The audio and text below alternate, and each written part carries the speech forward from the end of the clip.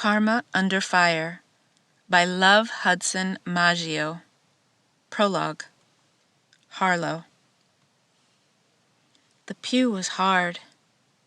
The sanctuary was hot, and Aunt Izzy smelled of mothballs and medicinal wine. When I tried to scooch away, she pulled me closer. She held my hand, a show of affection but intended to keep me in my place, to stop me from racing down the aisle to the front of the church and yelling at Daddy to wake up. May in Atlanta, when lemon-scented magnolias wave from stately trees, the promise of summer stands just around the corner, and mosquitoes lurk in the early evening, ready to pounce on the ankles and necks of anyone foolish enough not to keep moving. Daddy and I were supposed to go fishing outside of Raleigh. There was the father-daughter dance at school in September. We had plans. And now, what was left of him, his earthly shell, as Aunt Izzy said, lay in a box at the front of the Ebenezer Baptist Church. "Where's the other part of him?" I had asked. "Heaven," Aunt Izzy said. "Is that near Savannah?" I asked. That would be fun. Daddy and I could go to the beach and look for shells. We could catch blue crabs, boil them in a pot on the sand, eat our fill, and sleep on a porch listening to the waves. But why would Daddy go to Savannah without me? Aunt Izzy was crying again.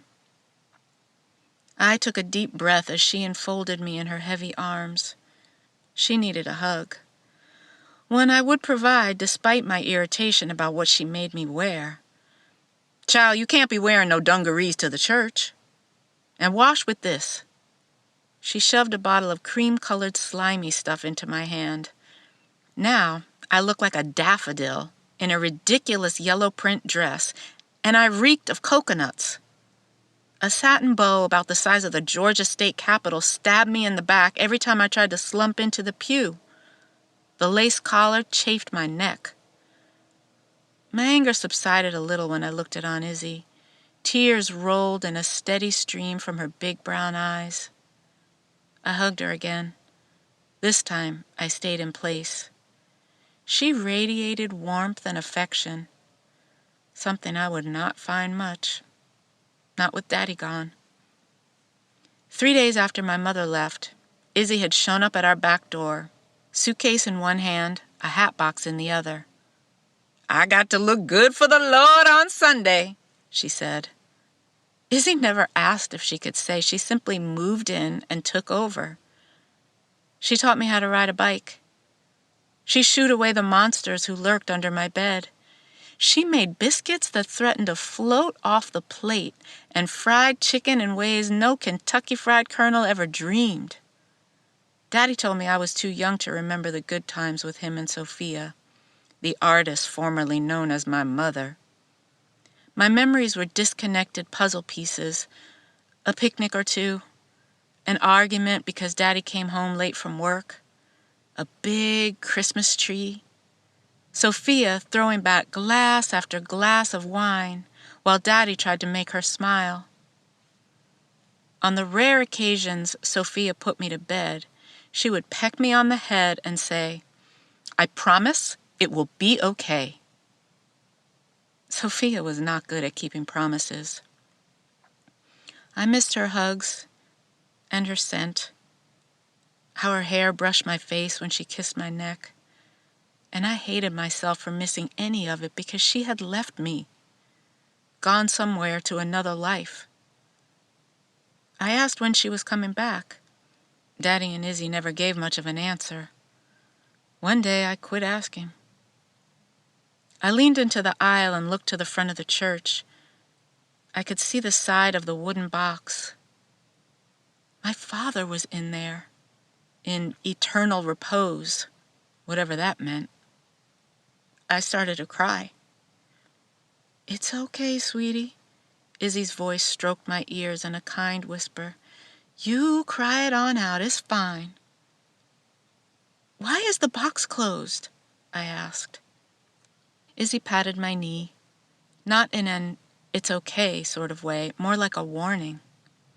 Better this way, she said. Pastor John stood in the pulpit and looked out over Daddy's casket to a sea of brown faces. He said words, a lot of them. The choir sang, "It's all right, it's all right. Jesus is coming and it's all right." But I didn't believe any of it. When Pastor John announced it was time to pay our respects, Mrs. Guthrie, our neighbor, launched into an award-worthy performance. She didn't like Daddy. She didn't like anyone, and no one liked her. But she could flail and weep and keen with the very best. The outer limits of her expansive mourning hat bobbed up and down like an inner tube in the surf, and she said "Jesus" so many times in such rapid succession it all sounded like one word. As her legs gave way in a practiced collapse, I giggled at the sight of her ham-hock calves, but a sharp poke in the side cut me off. Izzy glared at me. After the ushers fanned Mrs. Guthrie into submission, Izzy leaned in. "Harlow, are you ready to say goodbye to your daddy?" It sounded like a question. It wasn't. Izzy was already hoisting me off my backside and moving me into the aisle. I fingered the necklace hanging across the yoke of my dress. The pendant felt odd. I never wore it outside the house. People are funny. They either think kids are deaf or stupid. I'd never been to a funeral, but I knew about them. I knew the casket was always open. Always. But I could hear the people behind me. Terrible thing. Who found him? Does the little girl know? I didn't know he owned a gun. And of course the Christian comments. I hope the good Lord will forgive him. There wasn't anything to see. I stared at the shiny, cheap wooden coffin. I knew the difference between oak and maple. This was pine, more like pressboard made up to look like it. The grain didn't look right. There was no mirror finish like on the dining room table. I just stared at a tan slab at my eye level while Izzy bowed her head. I imagined Daddy lying in the box. I could see his smooth, almost feminine complexion, high cheekbones and straight dark hair. I imagined the big hands and the long, refined fingers, the pencil mustache, and I remembered the smell, lilac vegetal, always Clubman brand, and baby powder. After his shower, Daddy's excessive talcum habit made the bathroom look like it had been hit with a snowstorm. Daddy used to let me ice skate on the powder. Izzy put a stop to this foolishness the day I bumped my head after an unsuccessful double axel. After that, Daddy always cleaned up the floor before I was allowed to come in. I saw his face in my memory. I heard voices, loud, strident. Daddy and Sophia were downstairs.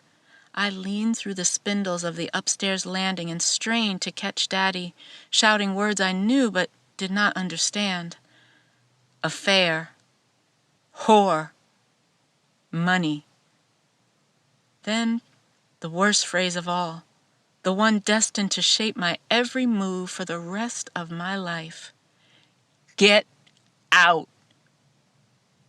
Whoever was in the coffin smelled like lighter fluid, and I had a brief vision of a burst of flame from a barbecue grill, my father's killer smile, and his traditional proclamation, "The grill master is in the house." I touched the box. It was warm, but I shivered remembering how Daddy used to hold me in his arms when I returned inside after playing in a rare Georgia snowfall. I looked over my shoulder at sympathetic faces. I heard more than one, "Poor child." I stood to the side and watched Izzy put a black cloth on the coffin. the veil with a white cross obviously etched out with chalk. "What's with the drape?" I asked.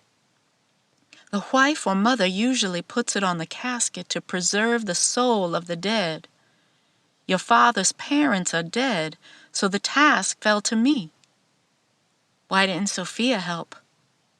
I could see the statuesque at the other end of the pew. The veil on her tiny but very fashionable hat obscured her face. Aunt Izzy stiffened. "She's on the row as a courtesy," she said, "but she's no longer part of this family." Leaving the church, Izzy slipped the necklace over my head and put it in her purse. The patent leather Mary Janes pinched my feet on the long walk to the cemetery. We lined up in front of a large engraved headstone with Daddy's name on it. They put the box into a hole in the ground and shoveled in piles of dirt. Pastor John said some more things. Then people I'd never seen before pulled me to their heaving chests or patted me on the head. It was hard to hear what any of them said over the sound of my own sobs. No one spoke on the drive back to Aunt Izzy's. I was still trying to figure out how to see Daddy in heaven when we walked inside, and I smelled allspice berries, fresh ginger, and brown sugar. I set sail into the kitchen and came out with a drumstick of roasted jerk chicken. I knew she'd come to the house. She needed to put on a show. She'd probably bring another gift, just like the one she hauled in when she visited for Christmas. Something frilly, something girly, something unsuitable for tree climbing.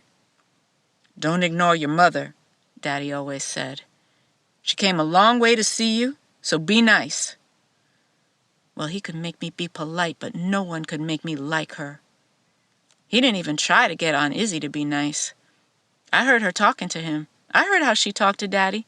She thinks she's a big shot and likes to boss people around. Aunt Izzy came across the den. I knew what she wanted. I tried to avoid eye contact. Maybe she wouldn't see me. "Harlow, your mother wants to see you." "I'm good," I said. "It was not a request, sweetie. You need to go into the study and see her." I wiped the sleeve of my dress across my mouth. Sophia gave me the dress.